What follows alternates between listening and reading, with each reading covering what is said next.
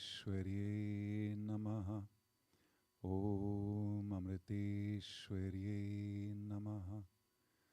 Om Amriteshwarye Namaha. Om Parthaya Pratibodhitam Bhagavata Narayanena Swayam Vyasena Gratitam Purana Munina Madhye Mahabharatam Advaitamritavarshinim Bhagavatim Ashtadashadhyayinim Ambatvam Anusandadhami Bhagavad Gita Bhavadveshinim Namostu te Vyasa Vishala Buddhe Pullaravinda Yatapatra Netra Yena Tvaya Bharata Taila Purnaha Prajvalito Jnanamaya Pradipaha Prapanna Parijataya Totra Vetraika Panai Jnana Mudraya Krishnaya Gitamrita Duhe Namaha Sarvopanishado Gavo Dogdha Gopala Nandanaha Bharto Vatsa Sudhir Bhokta Dugdam Gitamritam Mahata Vasudeva Sutam Devam Kamsachanura Mardhanam Devaki Paramanandam Krishnam Vande Jagadgurum.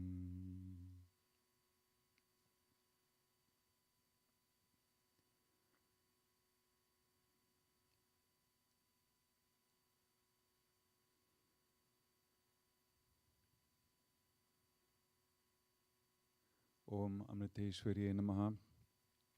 Thank you for joining us again. We're in chapter 17, and we have gotten up to verse 8 so far.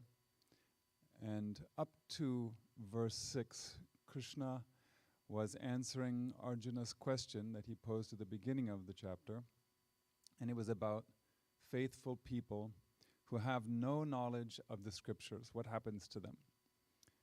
Their nature from previous lives ends up determining their type of faith.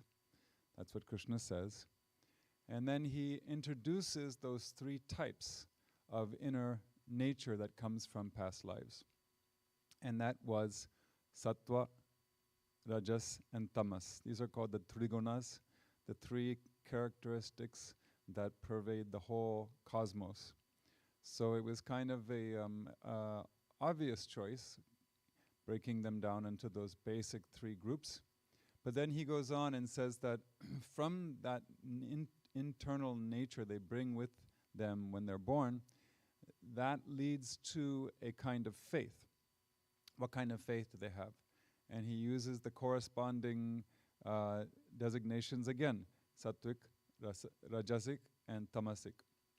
And now his next step is going to be applying that concept to three types of food and sacrifice and so many other things. Four different categories, actually. So the first one is food, and he's in the middle of that. After that will be worship, which we're going to touch on in the latter part of today's class. So the three steps are: you infer their inborn nature, then from that we can get an idea of what kind of faith they have, and as a result of that we'll find they have a particular diet and their way of worship and so on. And all these things can help us to infer our own spiritual disposition as well as others. But you can't see a person's inner tendencies, you can't see their faith, but when you talk about food and worship, it's something that's visible that helps us to understand. So in the last class, he said he was going to talk about 4 topics, all of which are basic human activities, at least during Krishna's time. And that was eating, which we all have in common. Yagna means like a sacred offering. And in the ancient times, at least in India, it was believed that everybody, especially householders, have to do 5 different types of offering every day. They called it the Panchamaha Yagna. And then on top of that, he has austerity and charity as the remaining two topics. But since we're in food, that section about food, let's hear what Amma has to say about food. She says, not a grain of the food we eat is made purely by our own effort. What comes to us in the form of food is the toil of our sisters and brothers, the bounty of nature, and God's compassion. Even if we have millions of dollars, we still need food to satisfy our hunger. After all, we cannot eat dollars. So we should never eat anything without first praying with a feeling of humility and gratitude. And she also says, in the beginning stages, a seeker should not eat much delicious food. As far as possible, avoid chilies and oil. Passion will increase if fat accumulates in the body or if the desire for tasty food increases. It is better to have a very light breakfast or nothing at all in the morning. At night, limit your meal to only a little food. Half of the stomach should be for food, a quarter of the stomach for water, and the remaining portion for the movement of air. A little sweet can be taken. Salt should also be decreased. Sounds really strict, no? But actually, that's exactly how the ashram was, and all the senior swamis and swaminis went through that training from Amma, and they had very little to eat. So just to let you see what they used to look like before, I'm going to share just 2 slides with you and take a wild guess who these people are. All right, you know the person on the far right, that's Amma. There's one person next to her and then another person who looks like his heart chakra is exploding. So who's the one in the middle? Anybody here doesn't know already? No, that's Big Swami. Big Swami, who is skinny Swami there. The one next to him, to the left, is Sri Swami, Swami Purnamritananda Swami. Yeah. Okay, now let's see the other one. Whoops, wrong way. There we go. Now who that might be? That is correct. We have a winner. Swami Amritatmanandaji. Very skinny, right? They're just straight out of college. Okay, and Amma looks so beautiful. She looks like she's still in grade school or something. So cute. Anyhow, so it wasn't just all talk. This is what they were actually living. Okay, that's a little digression. But a digression I don't think anybody regrets. So in general, it is said that we should eat the things that are available at that time of year. Why? Because Mother Nature knows what we need and when we need it. So in wintertime, there are very few things, but at least we can have pickled vegetables. I'm talking about Chicago. You know, if you're in Hawaii, it's a different story. But those vegetables that mature towards the end of the growing season in a place like Chicago, you can pickle those, and those are good for you over the winter to fight off the cold and all that.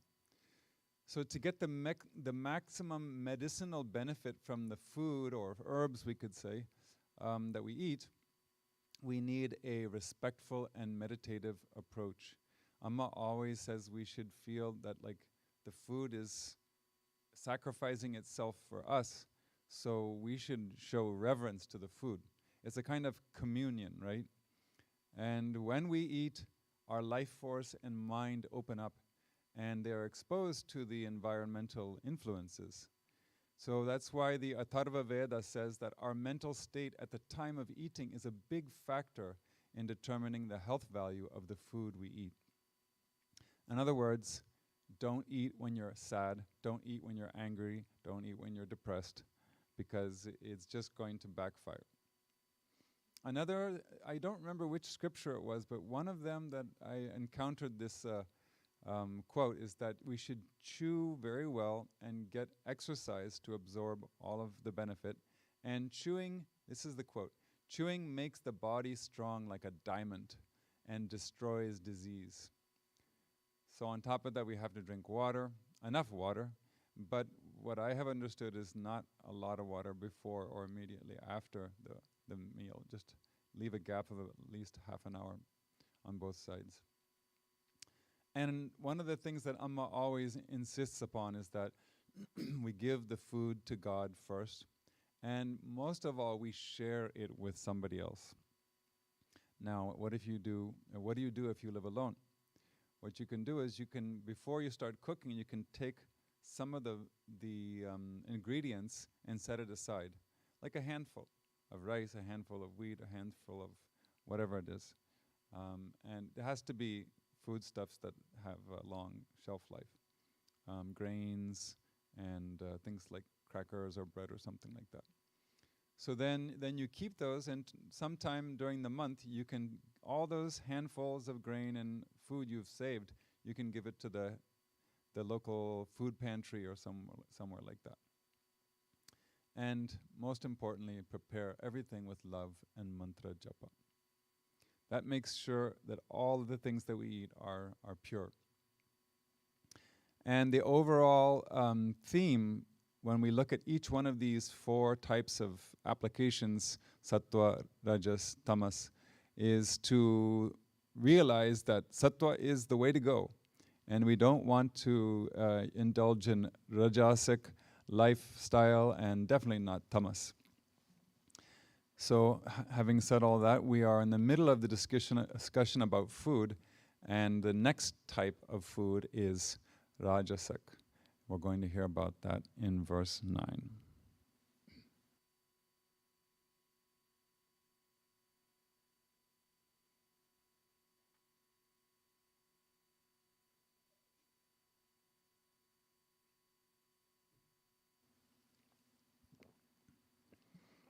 As always, I will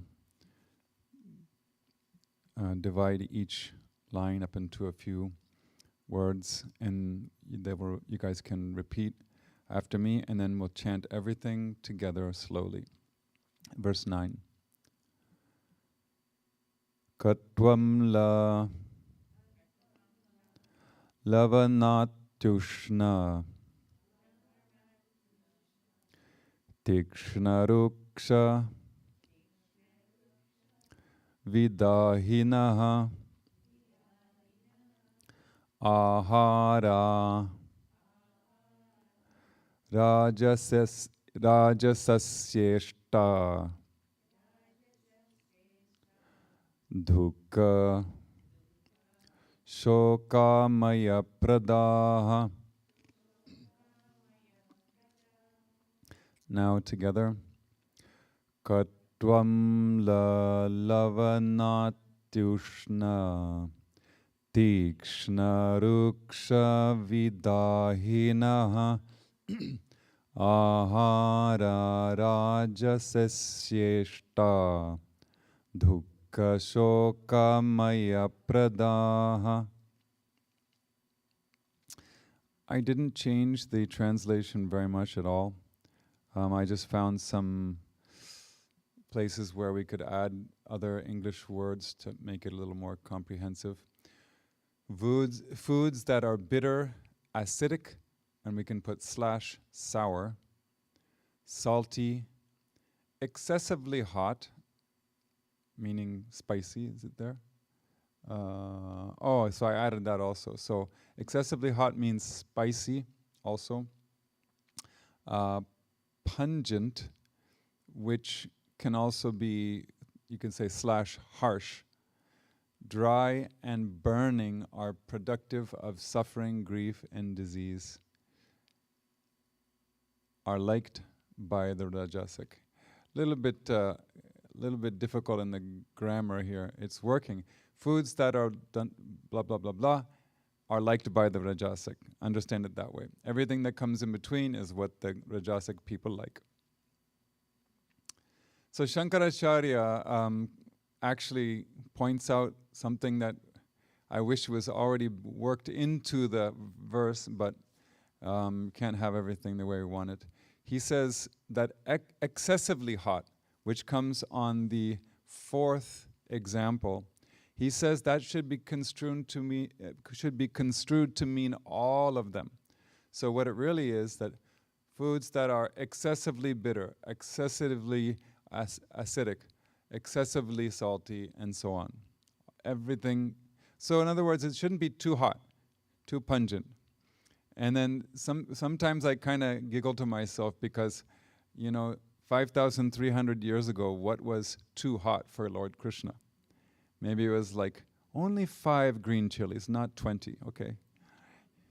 So it's all relative terms, so it's kind of hard to understand what is what, but I'll share a story of mine in a little while and you'll understand what is not the right way to go. Jnaneshwar has so many things to say today, as usual, but he's given a lot of additional inputs. He says, such excessively salty articles of food are liked by the Rajasic person, and with the idea of having hot food, he swallows articles of food as hot as the fire. A Rajasic person demands food so hot that steam starts arising out of him. A wick can even be ignited. So, like when we were kids and we watched the cartoons and then somebody gets in and he goes, psh, the steam comes out of his ears. That's what I visualize. So I don't know if that's what he means, but anyway, it's really hot, in other words. Food as hard as an iron crowbar, which even breaks a rock and is so well known for its hardness. Such hard food he takes, and it pierces his stomach. They like that burning sensation that is caused to the tongue while taking such food. In India, if you didn't know, taking means eating, basically. He feels great pleasure in eating food that makes a grating sound while it is being chewed, like gnashing your teeth, They really get into it. Already stinging, he adds mustard to them, the fumes of which cause acute pain in the nostrils and the mouth while swallowing. Over and above this, yeah, that's bad enough, right? Rajas likes to have rayate. This I had to look up. It's a condiment that is from Maharashtra, which is where Jnanadev was from. And it's very hot. It's got lots of chilies in it, as you would imagine. So over and above this, Rajas likes to have rayate, which excels even fire in its burning sensation. It is dearer to him than his life. Possessing a voracious mouth, his tongue makes him mad and he goes on swallowing fire in the form of food. This makes him feel so hot that he does not feel any cooling sensation, even lying on the bare floor or on a bed, and he cannot stop drinking water for any length of time. These things cannot be called feasts. They are dormant serpents in the form of diseases, and intoxicants are put in the belly in order to excite those snakes to activity. What imagery! With such intoxicants, disease after disease raises its head, vying with each other, and in this way, Rajasic food yields nothing else but the fruit of misery. All right, so are you up for that? We don't want that, but we may have those tendencies. And a more modern version is, there is tingling and burning in the tongue, the eyes get bloodshot, and tears trickle down profusely. The nostrils water copiously. The head reels. The stomach burns. These are the characteristics of the Rajasika foods. They reduce the longevity of the consumer. They are definitely injurious to spiritual practices. So when you hear the outcome, you just think, why does anybody eat these things? And it's because that's the tendency that we brought with us due to our past lives. So this is the kind of food that Rajasic people like, just in general. And as Shankaracharya says, excessive is applied to all of the words. And if it were Soham, that little boy who gives his talk, he says, 7 points. bitter, acidic, salty, excessively hot, pungent, dry, burning. So that's 7. Examples of such foods can be big beans, garlic, chilies, onions, and they added wine for some reason. I guess that falls in that category. Most intoxicants go into the category of tamas. But pickles of all kinds, eggs, sour cream, vinegar, cabbage, broccoli, Brussels sprouts. Don't forget, if you need to have a big battery of lots of energy, if you're a boxer or you're an athlete, then these things might not be bad for you. But if you want to meditate, they might create more thoughts than you would like to have. So Krishna doesn't say everything should be given up, because Amma doesn't say that either. But if it becomes too much, you will feel the repercussions, and either mentally or physically you will suffer. And I'm going to share my little story, my confession. I used to have a tremendous vasana for what is called Tayarumulaga in Malayalam.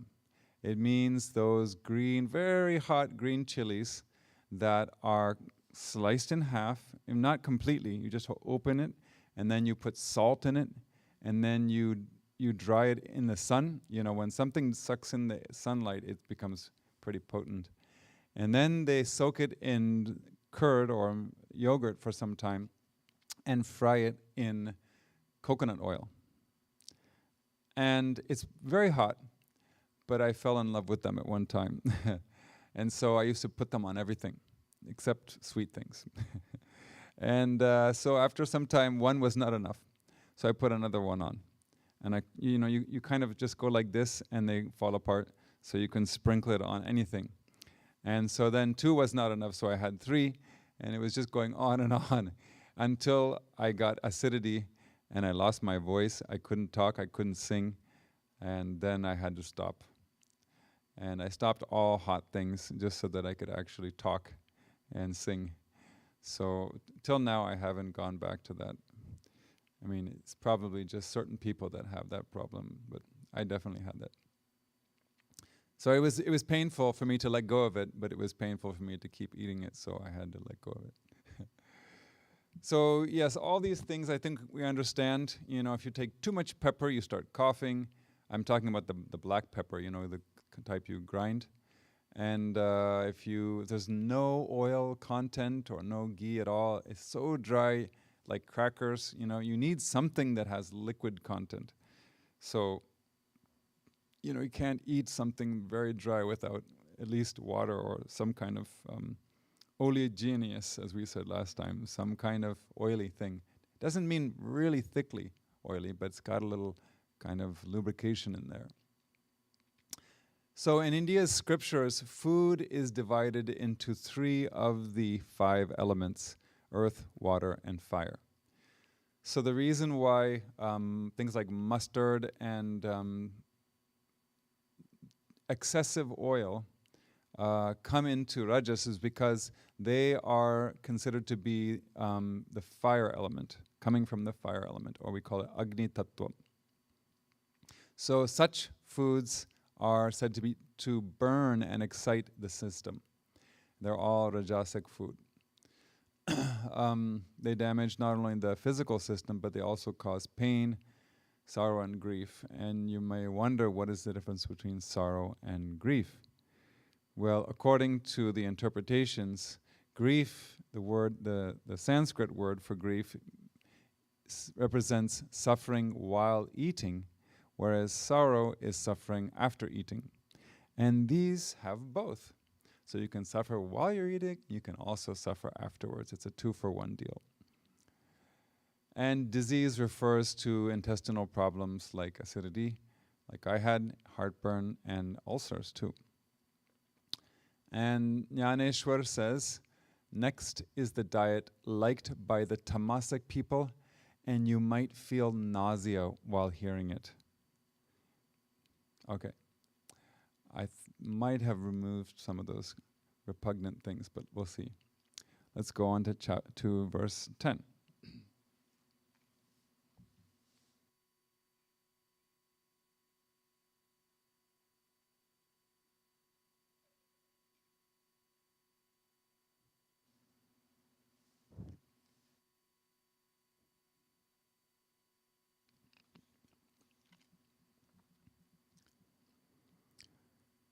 Yatayamam gatarasam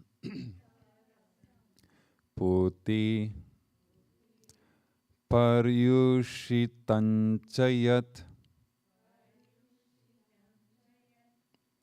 uchishtam apicha medhyam bhojanam tamasapriyam. Together. Yatayamam gatarasam puti paryushitanchayat uchishtam apicha medhyam bhojanam tamasapriyam. That which is stale, and I changed insipid to tasteless, because usually insipid is kind of used more figuratively, not literally. Tasteless, putrid, cooked overnight / not fresh, refuse / scraps, and impure. This is the food liked by the tamasic people. Tamasic. See, in America we say tamasic, but when we just chanted, you heard the Sanskrit pronunciation, which is tamasic. Anyhow, I'll go with the American pronunciation to make it easier for you to understand. Shankaracharya has a few statements to add here. He says stale means that it's like half-cooked. So he says that means it is devoid of power. And to differentiate between that and tasteless, he says that tasteless does mean that it's powerless, but the stale one also means that it is old. So it doesn't have any power because it's old, and the tasteless one doesn't have any power because it's tasteless. That's the idea. They believe that taste and power go together. Rotten food is just cooked food left over from the previous day. And rotten gets that meaning because they didn't have refrigerators. There was no way to keep it preserved, and India has always been hot. Lots of bacteria, so yeah. If you're eating yesterday's food, you're definitely eating something pretty, at least half rotten, if not completely rotten. Refuse in English sounds like a garbage can or something, but here it means scraps left over a meal. And that's Shankaracharya's words. And when we say impure, it means it is unfit for offering. So we're going to find out why that really matters in a little while. Jnaneshwar says, and I don't think you're going to get sick hearing this, a tamasic person feels no repugnance while eating rotten, defiled, and half-eaten food, in the way a buffalo does not feel repugnance while consuming a mash of grain laid before it. So basically saying that they eat like buffaloes. And buffaloes, by the way, in India are considered to be tamas. A tamas-tempered person ungrudgingly eats food cooked in the morning or afternoon of the previous day. He also takes food that is imperfectly cooked, overcooked, or of unpleasant taste. The proper type of food is that which is well cooked and has become fully savory. The tamas-tempered one, however, holds a different view. By chance, if he were to get fresh, nice food, he would not eat it until it became foul-smelling, in the way a tiger does.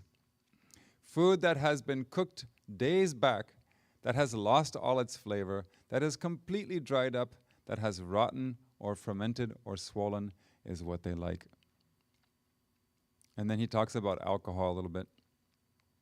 Then he says, the wonder of it is that his longing for food and drink that is prohibited by the scriptures and which is also unwholesome and unfit to be eaten becomes extremely intense. So it's not that he just likes it, he has this extreme liking for it. Such is the liking of one who has taken to tamasic food. Whatever he eats should not be considered as an aid to vitality, but as mere impending troubles. So whatever he eats, it doesn't nourish the body, it just, over time, it creates problems. Will anyone like to go through the ordeal of cutting their own throat or entering a blazing fire simply to have a taste of it? A tamasic person continually suffers bitter pangs as a result of this diet. Thus, the effects of the tamasic food cannot be distinguished from the tamasic disposition itself, said the Lord. Okay, a little more modern commentary says, discernment is needed in regard to food cooked overnight. This person probably, was recent enough that he understood that we have to be a little flexible. There are certain kinds of food that cannot be used immediately after cooking, but have to be kept for hours or sometimes even days before being used. Like if you pickle something, maybe. There are other things that have to be consumed soon after preparation. The fitness for consumption of a food item is self-revealed. An overripe fruit loses its attractive color. Spoiled food produces a foul odor. Old food becomes stale and tasteless. People with a tamasika disposition are heedless to all these restrictions. In other words, the food is trying to tell you, don't eat me. But he just ignores all those warnings. They help themselves to any impure and rotten food without the least hesitation. So examples of that kind of food would be like greasy things, really greasy, really heavy. And sorry to say, most canned foods are considered to be tamas because they're dead. They've been dead for so long. And although we may have them in our cellar or, if we're worried about emergencies, okay, that's understandable. But if you're eating canned vegetables every day, that might be, a little, you might want to rethink things. Also, excessive eating is considered to be tamas. And I know that mushrooms and like daikon, these things, radishes, have good qualities for the health. But it's like we said in the last class, there are foods that are good for the body but not good for the mind. So mushrooms and radish are put in the category of tamas in terms of what they do to your concentration, your meditation, and so on. So we can have it like we feel like we need some physical boost or something like that, of course. But if you have it every day or too frequently, just monitor the effect that it might be having on your mind. So stale food means like if it's not cooked properly and it's not going to be digested properly, so it leads to tamas. It's like half cooked and then you leave it there for a day or two or something like that. It's going to be really hard to digest. Tasteless is what it means. It's lost its taste. And what they say is that when it's lost its taste, it's not only lost its power, it's lost its nutrition. So something like milk, if you overboil it, it is said that the vitamins are lost. Putrid food, well, we know what that is. It doesn't smell good. And there are some vegetables and dishes that smell bad already before cooking or even after cooking. Some things, after you cook them, they smell better. Some things, they smell bad before, during, and after. So what happens is that a foul smell persists in the air, on the dishes, on your breath, and anything with a foul smell, you should think twice, basically. I know every country has its foul-smelling treats. So I know Japanese has some, and we have all these pickles that don't always have a good smell. But just, again, in moderation. So what about these things that are cooked overnight? In other words, they're cooked the day before. They're not really fresh. It literally means it was cooked overnight. And traditionally, nothing is kept for the next day because it's not as nourishing as fresh food. So if you were the head of the household and you're cooking, or your spouse is cooking, and you want to give your family the best nourishing food, you won't use the previous day's food. That's the idea. But if we look about the time difference from 5,300 years ago and now, probably the like I said before, the climate hasn't changed and the amount of bacteria hasn't changed, but now we have refrigerators, we have ways to keep those bacteria out of our food. So it might be different, we have no way of knowing exactly, but we do know that when you put fruit in the refrigerator, it loses its really fresh taste. A lot of things change their taste when they get in the refrigerator. So, we sometimes feel like the refrigerator is the food bank, but sometimes that's also out of laziness. And one thing I was just thinking when I was reading this, like refrigerators are very handy, but do we know exactly what is in our refrigerator? If you had to just say everything that's in there and how long it's been in there, I think most people wouldn't be able to do it. So that shows that we're kind of a little over-relying on the refrigerator, and there might be something alive in there, you never know. Some new kind of bacteria. So we should probably regularly take inventory and throw out what's not there, because if something is curdling there or putrid, then the good food is going to get attacked as well. So refrigerators can also be dangerous. But I'm going to another confession. When I was a kid, after Halloween, we used to get huge amounts of candy. I don't know if that's still the case these days, but the people were so generous and they just left it all in front of their houses. And so we would come with a big sack like Santa Claus, And we would put all our candy in the freezer. And we would eat it over a period of several months. So I might have finished my Halloween candy in February or something like that. It's really disgusting. Then I learned that crocodiles store their kill underwater and keep it and eat those kill over a period of time. And that really grossed me out. And I thought, I'm doing the same thing with this Halloween candy, and so that was the end of it. But the moral of the story is to cook only what you need, no more, no less. And in case there is extra, do your best to distribute it to those who don't have enough. Amma is so particular about this kind of thing. I'll share a story that happened a long time ago when Amma was still having her New England retreat at a place called Bryant College in Rhode Island. Some of you might have been there. So it was after Devi Baba, the last day, and in those days, Amma would leave for Europe or India directly from Boston. So Devi Baba's over, and I came back late for whatever reason. I think I was explaining the mantras to the people who were still in the hall and didn't get the mantra explanation. So by the time I got back to the house where we were staying, they had these little, I don't know, like student houses. It's like a townhouse. Amma was on the upstairs, and we were having the remaining food downstairs.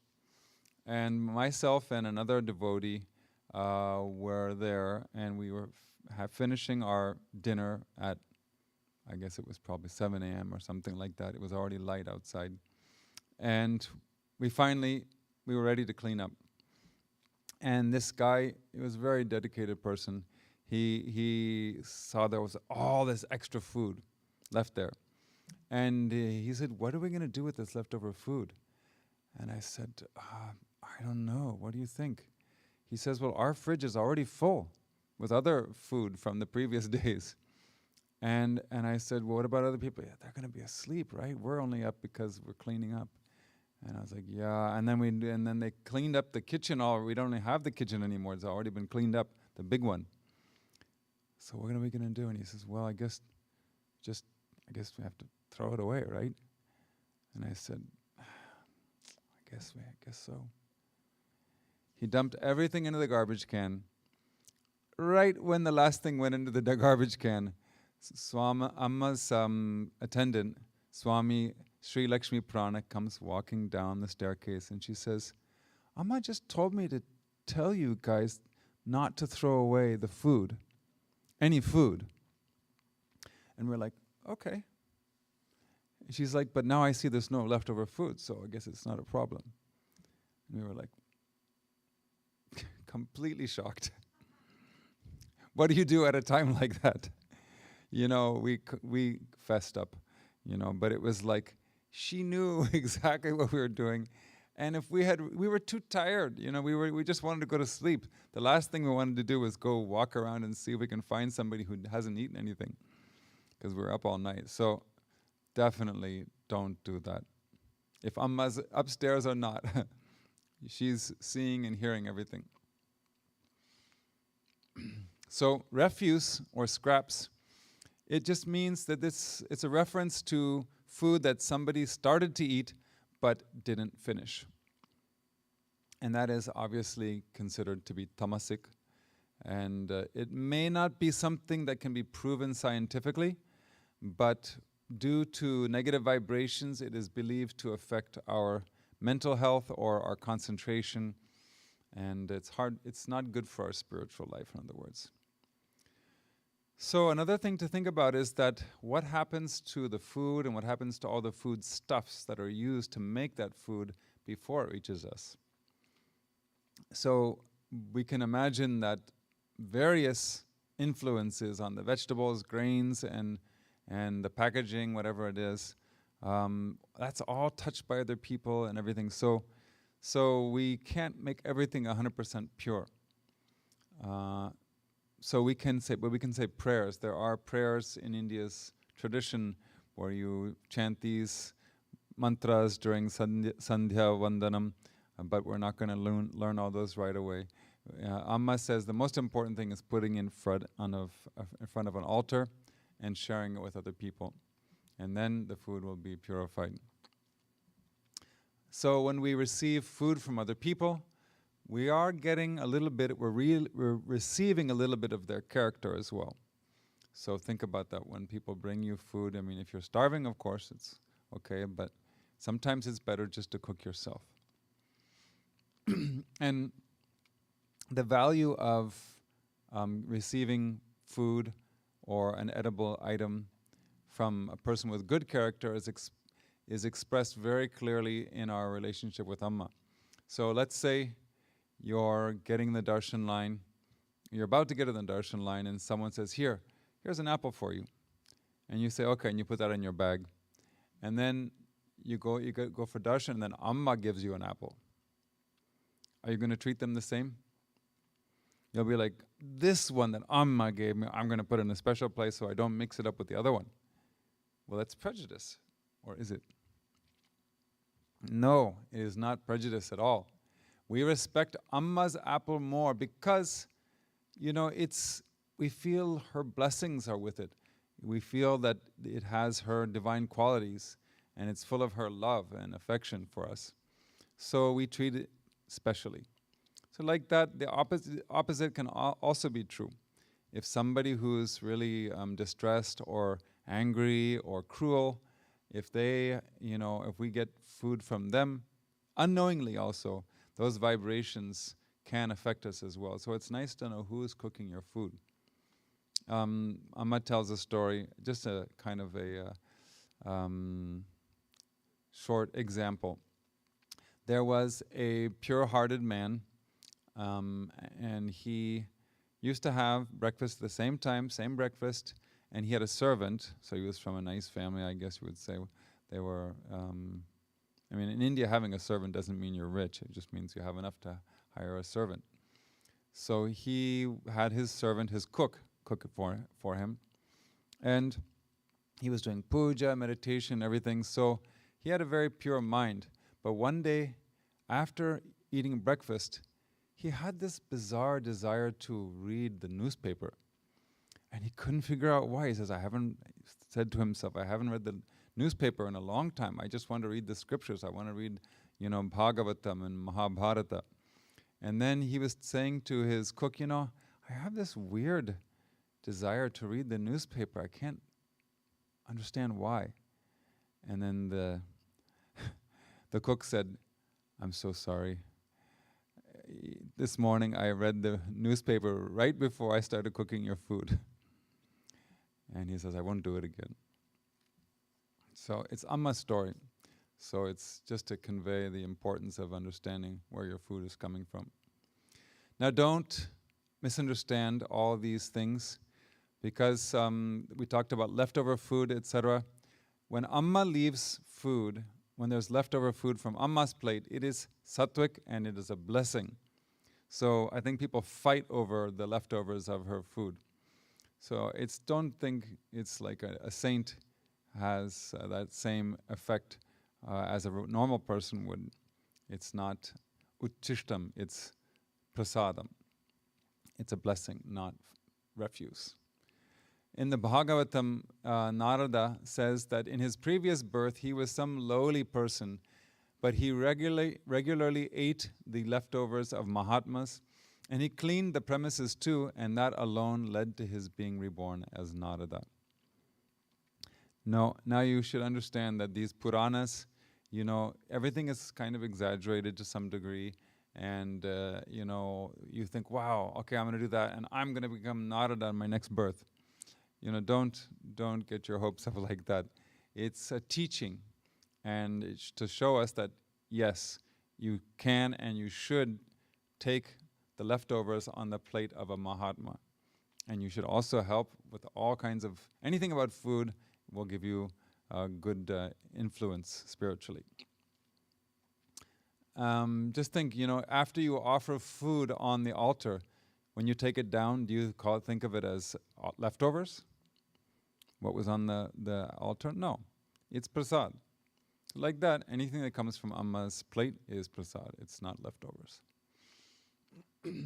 And impure is the last word of the verse.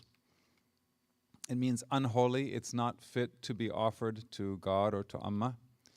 And also it means that we can only eat food that is proper to be offered to God. Why would we say that? There's two reasons that I can think of. One is because the digestive fire within us is, Krishna already said, it is me. So we're offering that food to Lord Krishna in the form of the digestive fire. But also we put edible things on the altar. And we're the ones who are going to end up eating the physical part of it.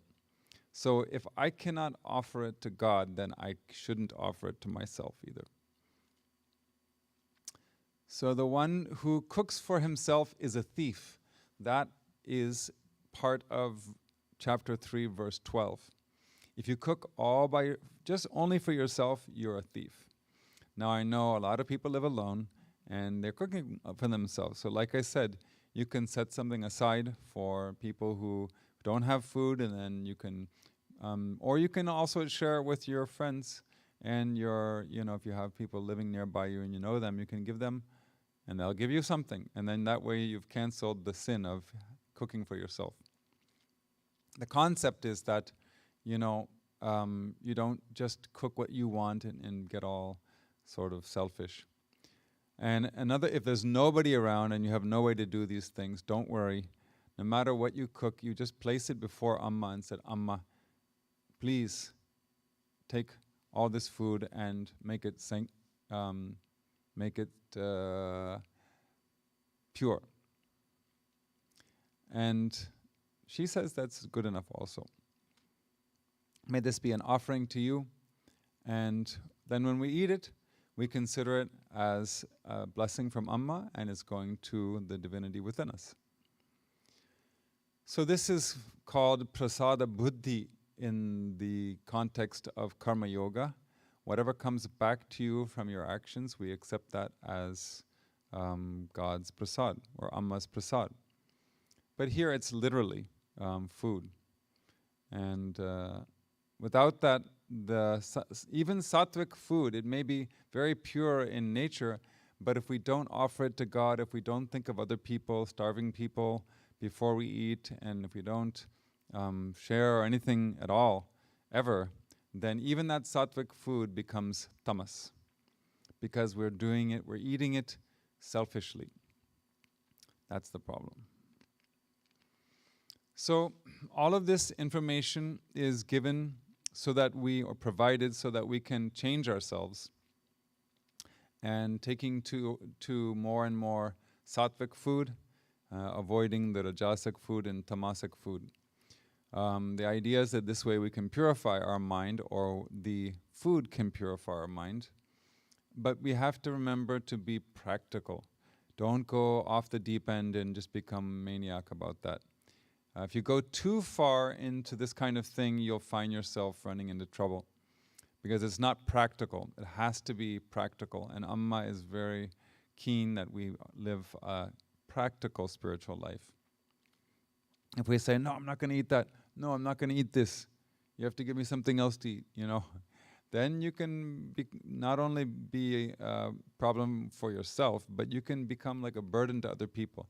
We have to think of other people's ability, and do they have the time to go out and get all those things? And so we shouldn't be too picky about things that we burden others. So finding a happy medium, we should remember that food alone is not going to change our character. It is one of multiple factors that influence our mind, but it's not the sole influencing factor.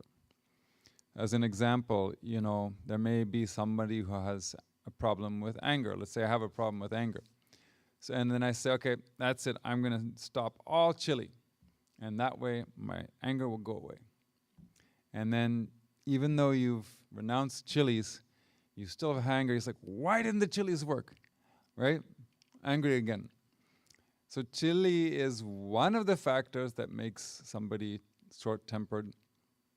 That does not mean that if you stop eating chili, the next day you will be cool as a cucumber or something like that. It doesn't work like that. Genuine anger reduction requires a lot of self-effort also. So that our impatience is another side of our anger, actually. Jnaneshwar has a introductory few lines before we enter to verse 11. The Lord further said, as in diet, yagnas are also of three kinds. Yagna means a sacrificial offering or a sacred offering. The first of these is the sattvic yagna. So hear about the mystic significance of it. And we will do so by chanting verse 11.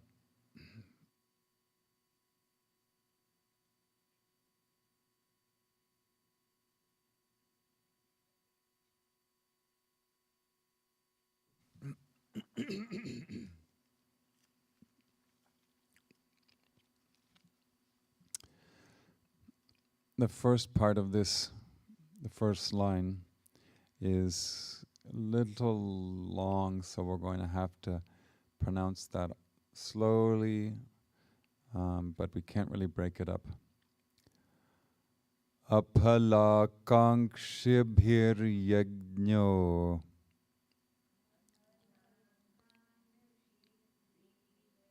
I'll do it one more time. Aphala kankshibhir yajno.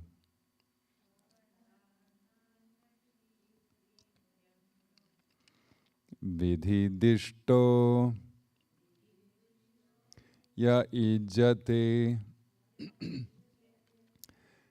yashtavyam evati manaha samadhaya sa satvikaha.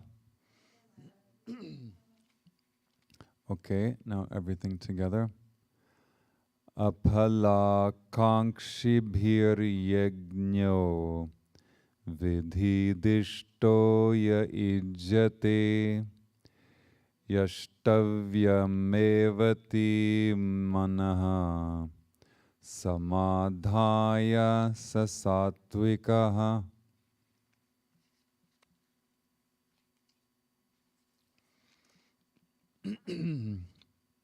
Our translation, instead of yagna, it's sacrifice, which you see on the screen. But I'm going to change that to yagna because I feel that that word yagna needs to be understood properly instead of just using sacrifice, which has too many nuances that are kind of not pleasant. So let us say that yagna is sattvic, which is offered by those desiring no fruit, as enjoined by the scriptures, with their mind fixed on the yajna only for its own sake. Okay, we have more commentary here. Shankaracharya says he just focuses on the point about it being free from expectation for any kind of fruit. He says there, meaning the person doing the yajna, their duty lies in the mere performance of the worship itself, that no personal end has to be achieved by that means. So, I mean, this is why Amma says that when her disciples do any kind of puja or homa is the one that has fire, they shouldn't get anything out of it. And they don't. I mean, I get a lot out of it personally and spiritually, but nobody's making a life out of that, make a salary or anything like that. And Amma says that's the most important thing in all activities, especially these yajnas. And Jnaneshwar has a really nice, few nice similes here. He says, the natural bent of mind of a loyal wife is to not allow the least germination of any desire for anyone else but her own dear husband. Like the holy Ganges does not flow further once it joins the sea. So in other words, the Ganges flows into the sea and that's the end. It doesn't go anywhere else. Once the Supreme Self is known, the Vedas come to a standstill, their function being completed. In any of these ways, sattvic people dedicate all their mind to attaining their goal, dropping all egotism for the fruit. A flow of water does not recede once it reaches the bottom of a tree. It gets absorbed there, fostering the growth of that tree without expecting any return. In that way, those who get absorbed in yajnas, keeping firm faith in them, and with the body and the mind devoted to them without expecting the least any reward, their yajnas, relinquishing all desires for food or any other thing but their own duty, are the best performed in all ways and also according to the enjoined formats. So basically the best yajna, he didn't say anything about how many flowers you have. Did you decorate the whole place? Did you spend $1 million? Did you drive up in a Mercedes or whatever? Not that Mercedes is bad, but the point is that you don't have to show off anything. It doesn't have to be really flashy. It is what matters. Only thing he says that matters is that you don't get anything out of it personally, in the sense of like materially. I'm just happy that Amma is allowing me to do these ceremonies, because every time I do them, I feel so good. And he has more commentary.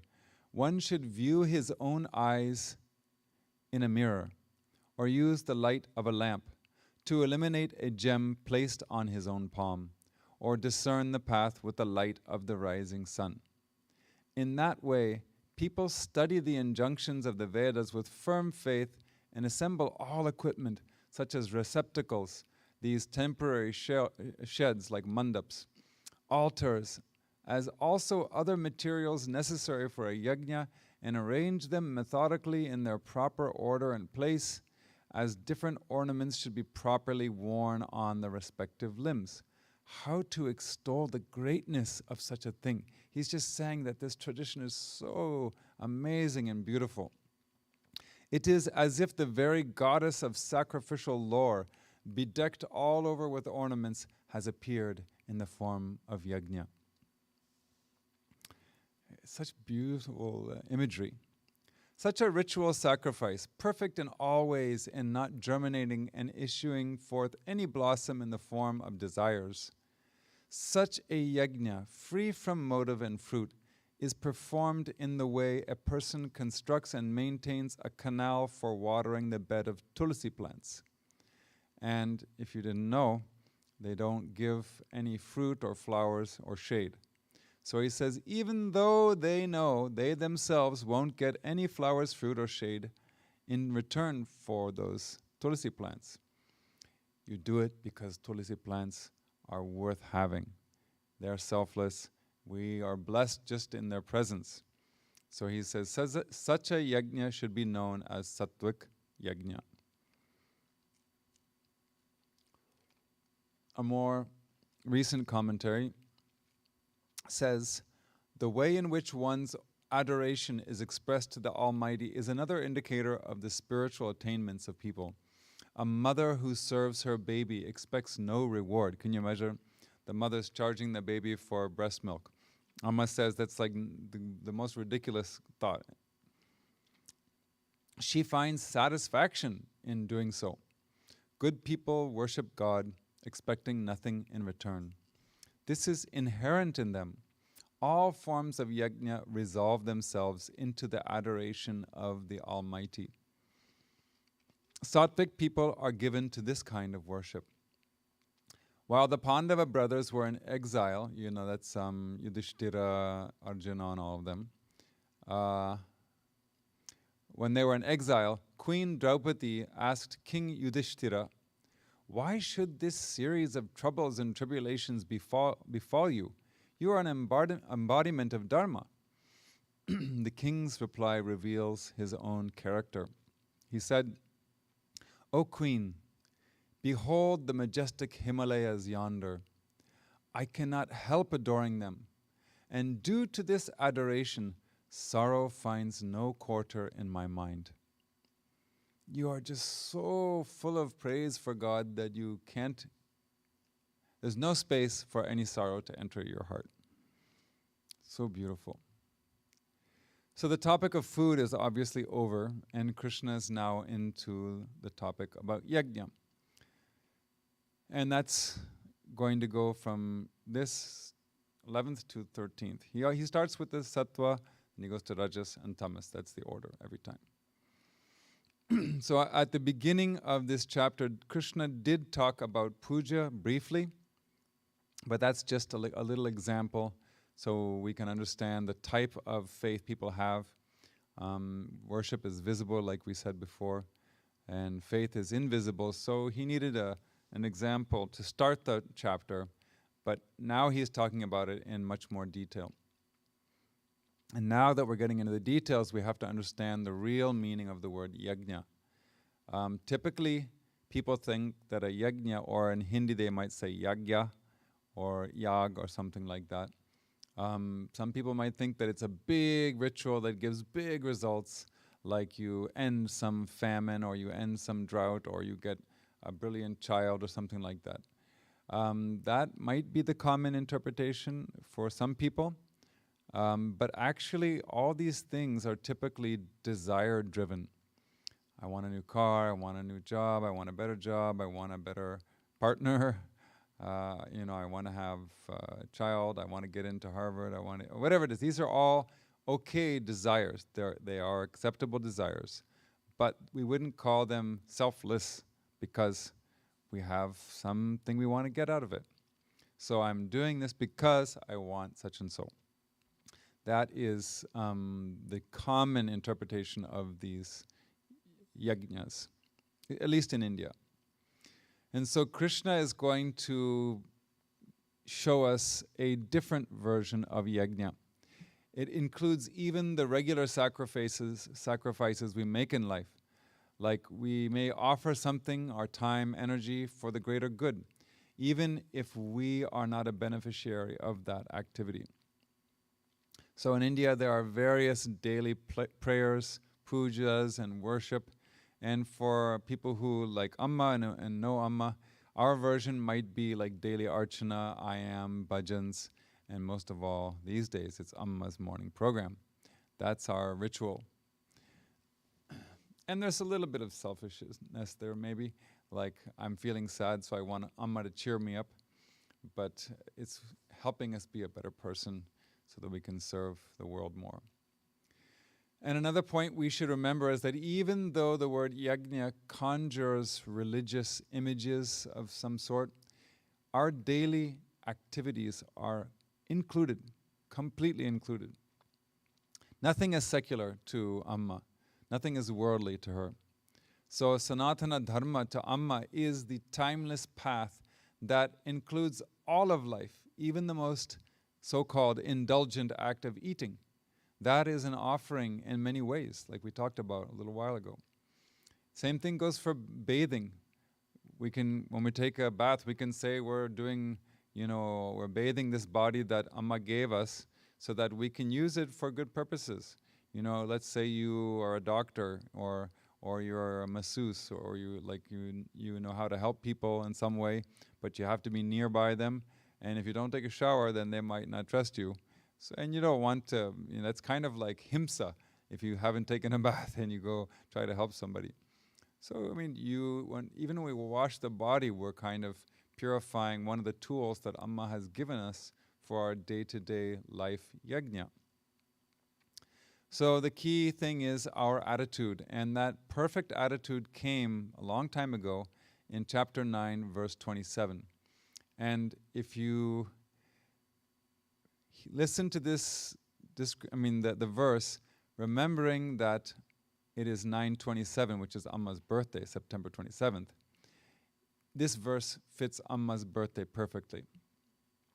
Whatever you do, whatever you eat, whatever you offer and sacrifice, whatever you give away, whatever austerity you practice, offer it all to me, to Amma.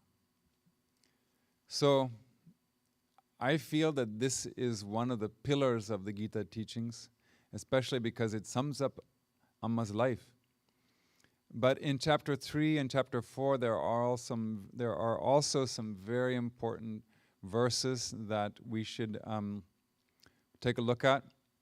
Just write that down. If you're watching this, you should really go back and read those. I'm going to summarize, but they're worth meditating on. Chapter 3, 9 to 15. Chapter 4, 23 to 33. So that is where the broader meaning of yajna was presented. Now I'm going to read out some of those points, but I will mostly sort of summarize it for you. So chapter 3, verse 9, Krishna says, accepting actions performed for yajna, this world is in bondage to action. So in other words, if you feel like you're caught in like the snowball effect and you can't get out of it, and it's like one action after another, that means you need to integrate yajna into your daily routine. That's what cuts that chain. For the sake of yajna,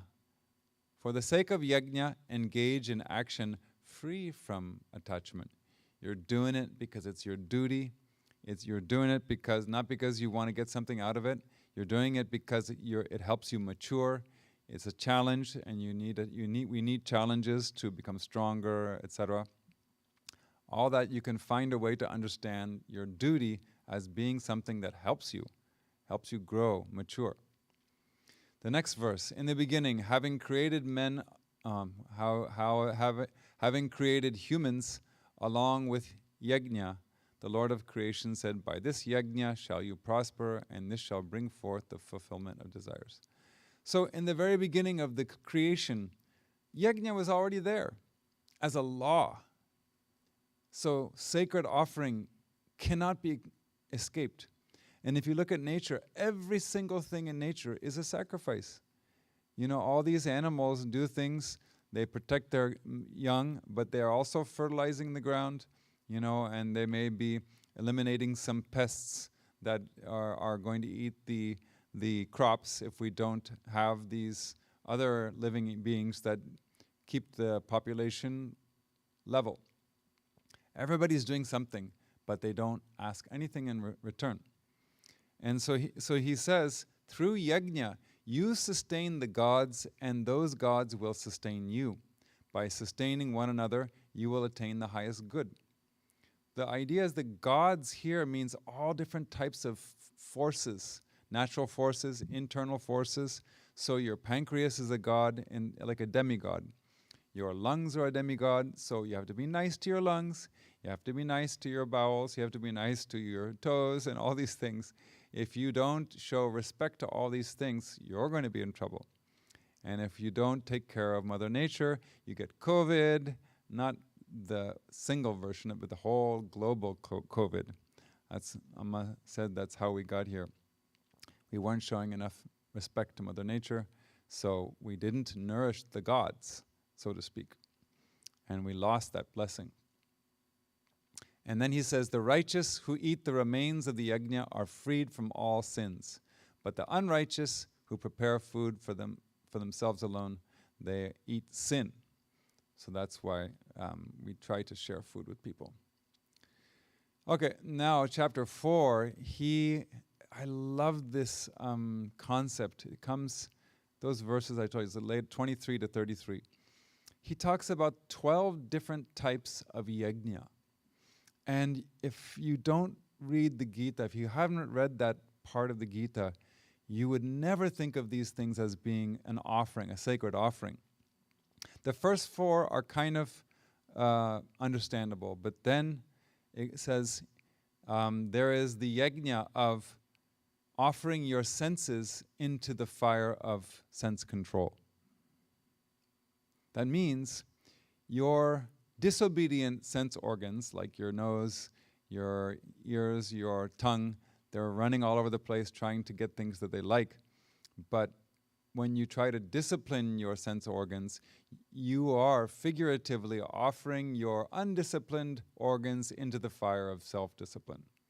And the lack of discipline gets burned, and your sense organs merge into the fire of self-control. So what you get back is the self-controlled organs, like you can fast and so on. So the next one is offer sense objects in the fire of the senses. What does that mean?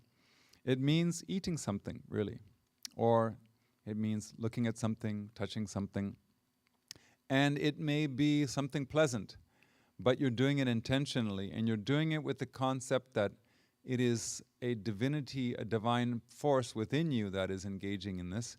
And so we only offer things that are fit to be offered to a divine presence. So when you're putting food in your mouth, it should be something that you feel that is worthy of being offered to God.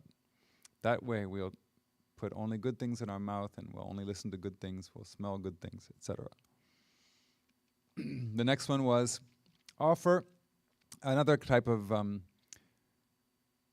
yagna is offering all the activities of the senses and of the life breath in the fire of self-control.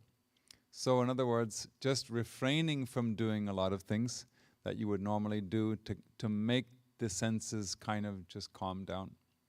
So like Amma says, once a month you should go to an ashram, spend the whole day doing sadhana there, reading spiritual books, praying, mantra japa, and so many other things. That is an example of how you can stop other activities and just focus on your silencing and quietening your senses. The fourth one, the next one that I have is, this is also a little sort of cryptic. The yagna of pouring the inward breath into the outward breath and the outward breath into the inward breath.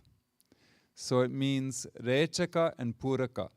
It means the inward breath is being poured into the outward breath. That's puraka, because you're, sorry, it's the other way around. That's rechaka, because you're going, so all the air that would normally coming in, is going into the outward breath. And then you hold the breath for a second. It's a kind of, pranayam. And then all the outward air is going into the inward. That's puraka, because you breathe in deeply and you hold it for a little while. So it's basically breathing techniques. And then he talks about fasting. He talks about austerity, scriptural learning and knowledge. All these things are a kind of yagna, a sacred offering. And last but not least is material possessions. But he concludes this section by saying, better than the yagna through material means is the yagna of knowledge. Because once you have spiritual knowledge, everything else becomes much easier, and you can also share that with other people. And then he says, anyhow, all actions culminate in knowledge. So why not just go straight for the knowledge? Well, it depends on how patient we are with ourselves. So right now we're doing both. We're studying knowledge, but spending more time probably doing karma yoga. So here he's describing a sattvic yagna, a sacred offering that is pure. And the number one criterion is that it should be free from the desire for the results. And it also should be performed in accordance with the scriptures. If it is only out of love, or it's a small child, or you're just completely innocent and you want to do some puja to Amma and you just want to pretend like you're washing her feet, don't worry, even if you haven't learned it properly. You can do that in private. Don't ask your friends to come over and show off to them, because then you're off track. So just do it in private. You can interact with Amma mentally and in your visualizations however you want, as long as it's just for your happiness and peace of mind, and when it's coming from your pure love to Amma. That's an exemption. So another thing, the flip side of this is that we should not contaminate our yagna, our offerings of all kinds, through a bartering attitude. In other words, some people might go to the temple and say, if you get me a new job, if you get me a raise, I'll give you 10%, God, okay? Make it 15%. Okay. He's like your little message boy or something like that. So it's just really sickening, so that just spoils everything. And like we said, or like Krishna said, yagna is the eternal law of life. So it's really our duty to give back. Just think, what have you done for the sun? What have you done for the moon? What have you done for the ocean and the rivers? For all the things they gave us since thousands and millions of lifetimes. We never gave anything back to them. So at least we should help the people who, are suffering on the planet or plants, whatever it may be. We should expect that it is our duty. So our happiness should not be in the payback, but rather in the act of offering. Yagna is its own reward, as all of life should be. And if you didn't know, India's tradition says that we come into this world with great karmic debts. So we are simply repaying what we have already taken. Until that karmic debt is paid, then we can finally get some additional karma, good karma, or no karma at all. That's better. If we identify with something, then we have good karma, but then you have to live that good karma in order to get liberated. So get rid of the idea that you're the one doing it and you're doing really well. So learn how to enjoy our duty and it should be from our heart with love. And that's where that concept, he says, with their mind fixed. That mind fixed means full attention because you have nothing else to think about.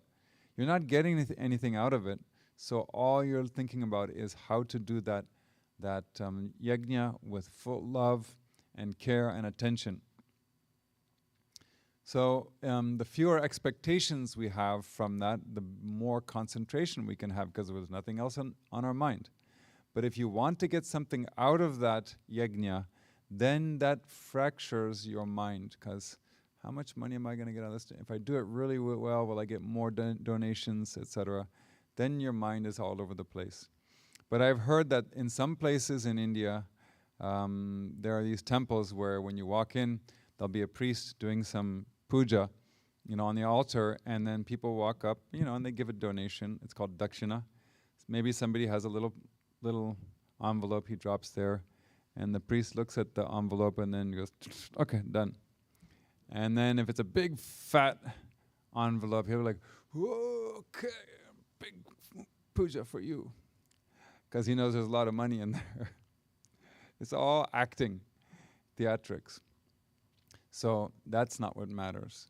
It is, if you don't have any vested interest, your pujas and homas will look the same no matter where you are or what's happening on. So full concentration may sound difficult initially, but because we have this relationship with Amma, it makes it much easier. We just have to think that we're doing it for Amma, not for ourselves. Everything in our life becomes a labor of love, divine love, which is a kind of yagna. So people might worry, well, how can I possibly offer this?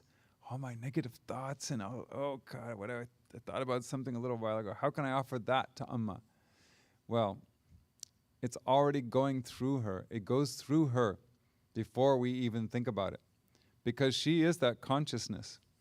And to have a thought, you have to use the consciousness. You have to be accessing that, which is our true being. So it's already over. Don't worry. And if anybody can handle it, it's Amma. So just like people come and bring their cigarette packs and give them to Amma to get rid of their addictions, we can do the same thing with all of our negativities and just offer them to Amma. This is all I have to give you, Amma, because I have so many negativities and shortcomings. So along with my love, you have to accept this. Please burn it up and purify me.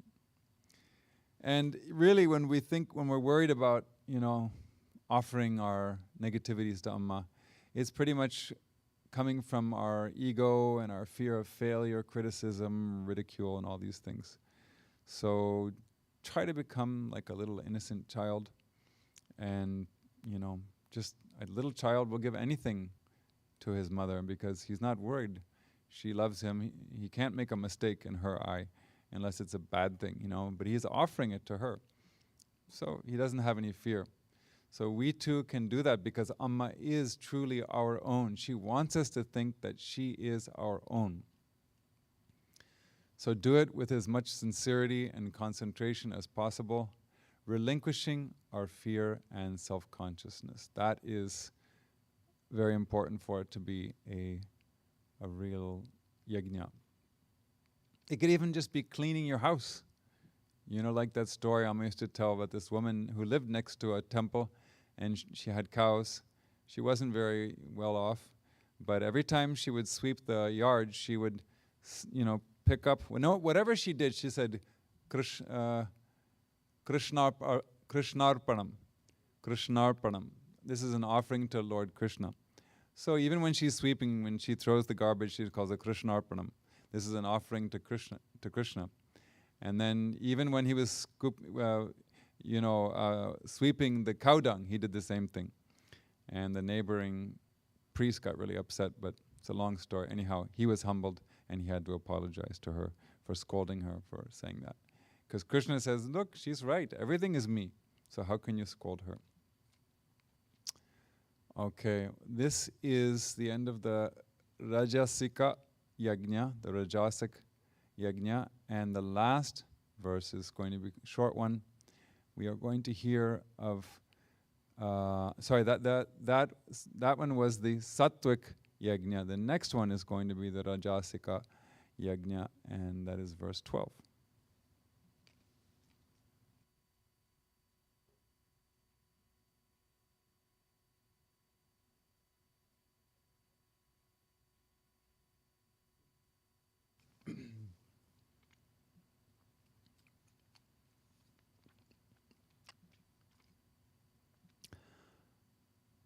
Abhisandhaya tu palam dambhartam api chaivayat ijate bharata sreshta tam yajnam vidhi rajasam. Together. Abhisandhaya tu phalam dambhartam api chaivayat ijayate bharata srishta tam yajnam vidhi rajasam.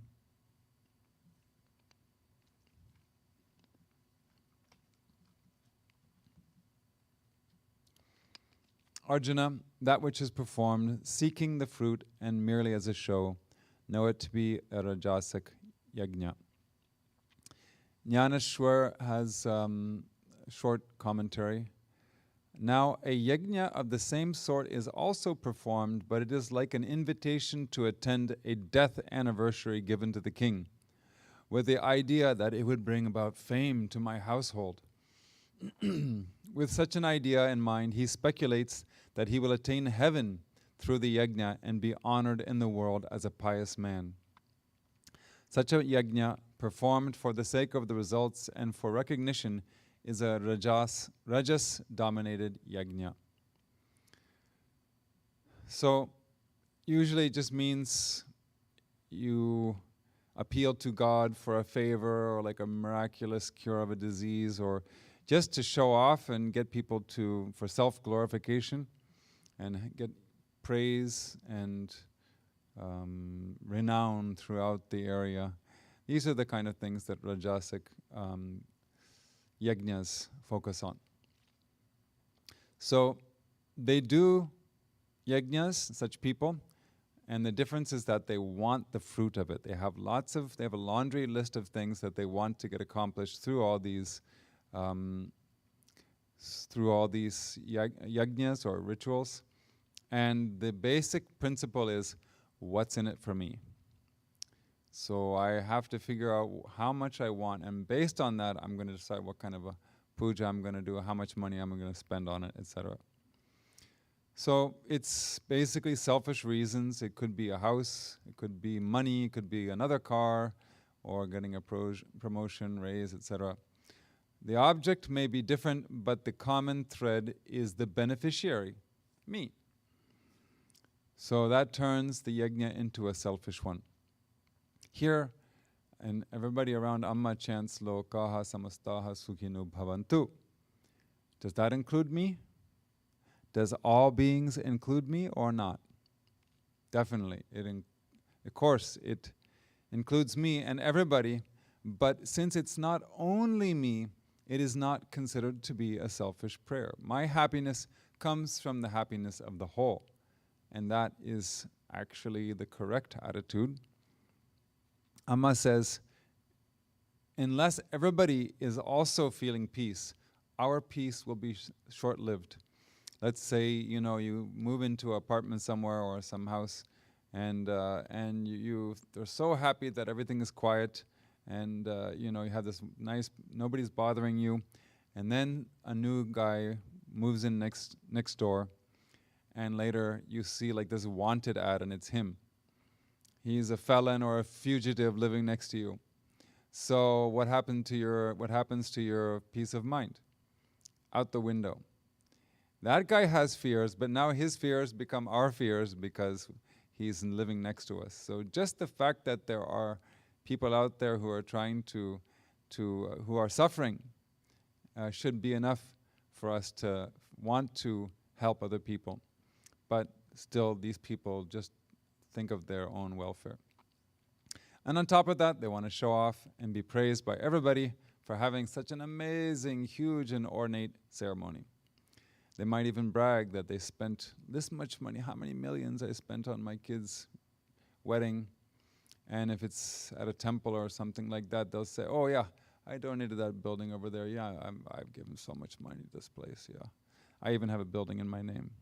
This is the kind of thing they say and do. So it's really childish, but it's actually more common than you would like to believe. So in truth, it is best to make a donation without telling anyone, because we don't want to get a big ego about those kind of things. And later in the chapter, Krishna will explain how Rajasic people like to give charity, means they like to get respect, recognition, and so on.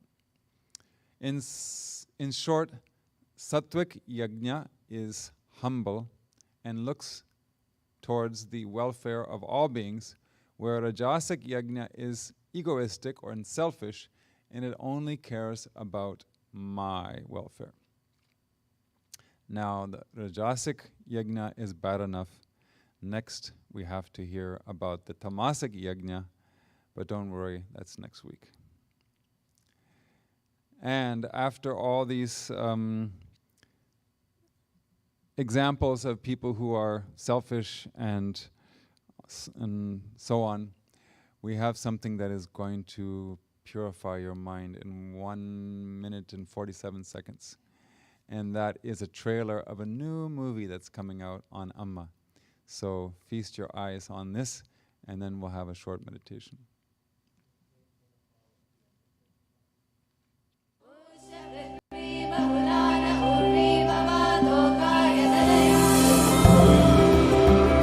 Amma held me close to her.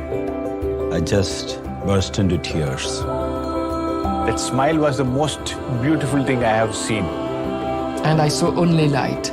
You see Amma and you're just so drawn to her. It was Amma singing.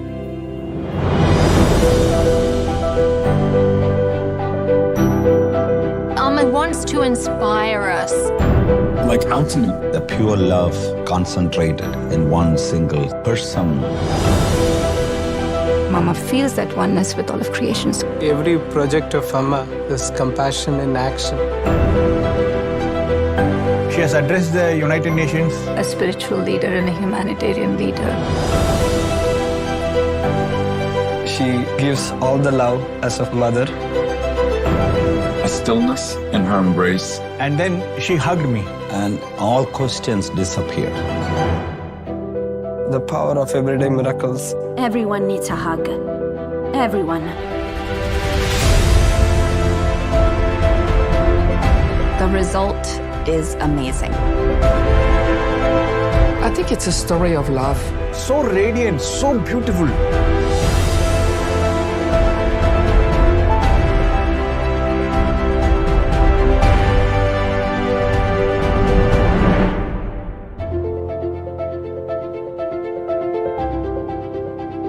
That love and compassion, and Amma is giving that.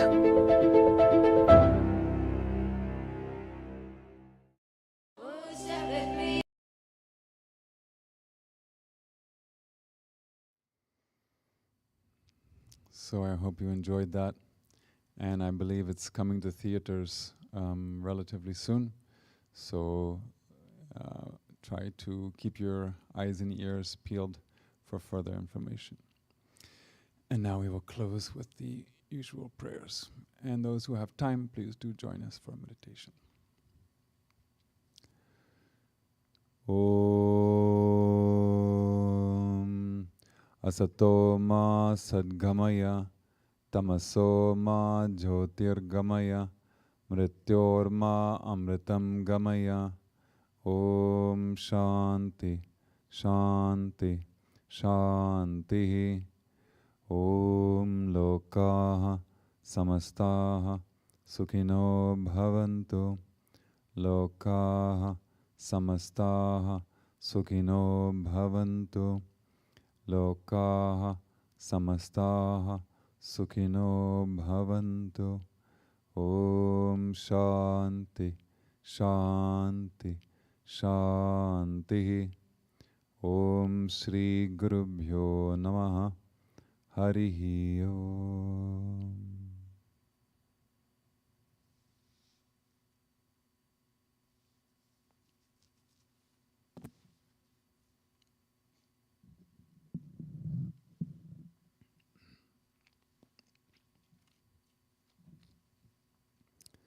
Om Amriteshwariye Namaha.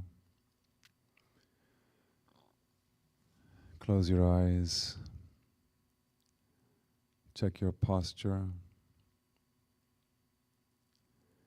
And take a few long, deep breaths.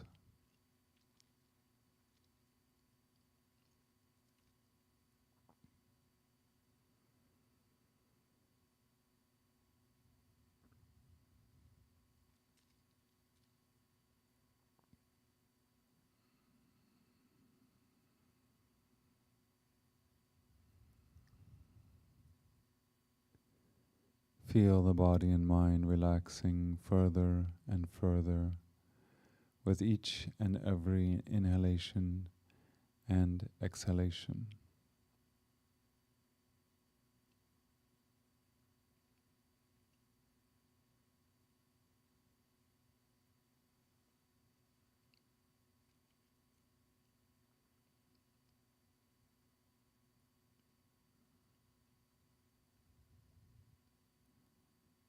Feel Amma's subtle presence all around you.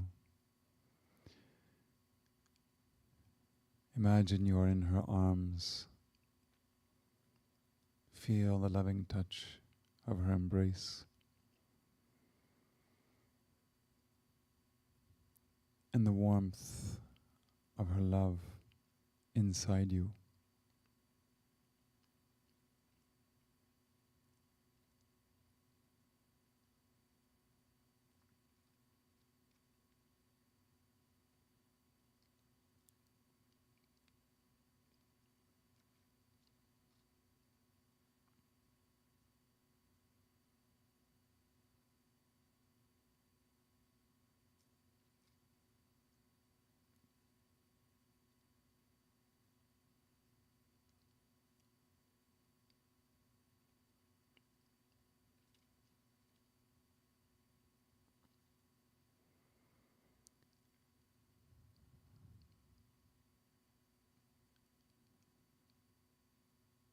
Be aware of your breathing process.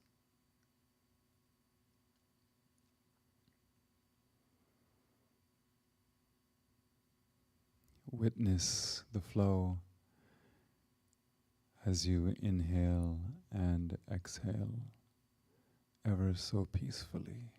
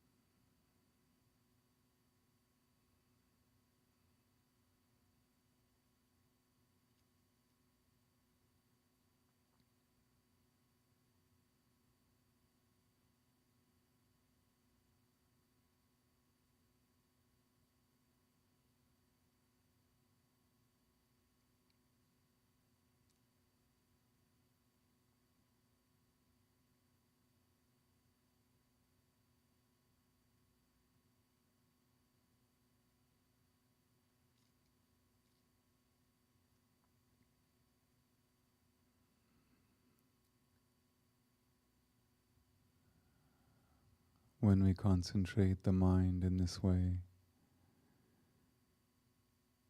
the mind becomes more subtle and our ability to visualize increases.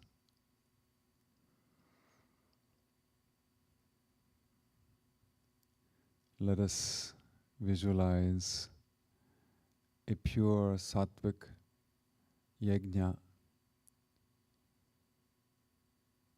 It can be whatever you're going to do after this. Visualize how you can do it as an offering, a sacred offering to Amma or your beloved deity. Same action, the bodily motions are the same, but your attitude will shift at that time. Try to visualize that as an offering to Amma or your beloved deity.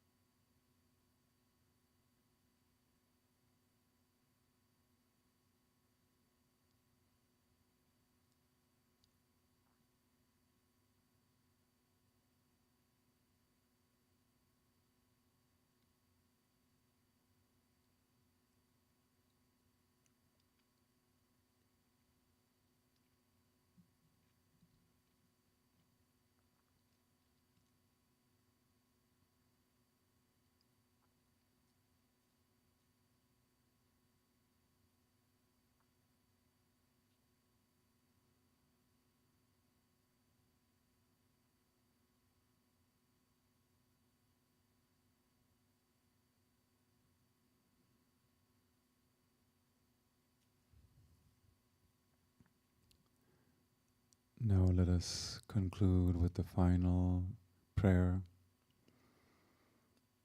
Take a deep breath. Om Purnamada Purnamidam Purnaad Purnamudachyate Purnasya Purnamadaya Purnameva Vashishyate. Om Shanti Shanti Shanti. Om Shri Gurubhyo Namaha. Harihi Om.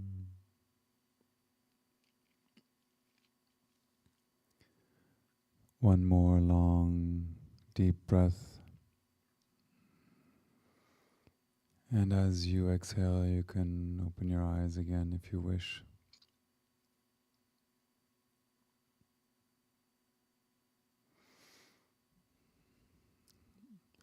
Om Namah Shivaya. Thank you for joining us.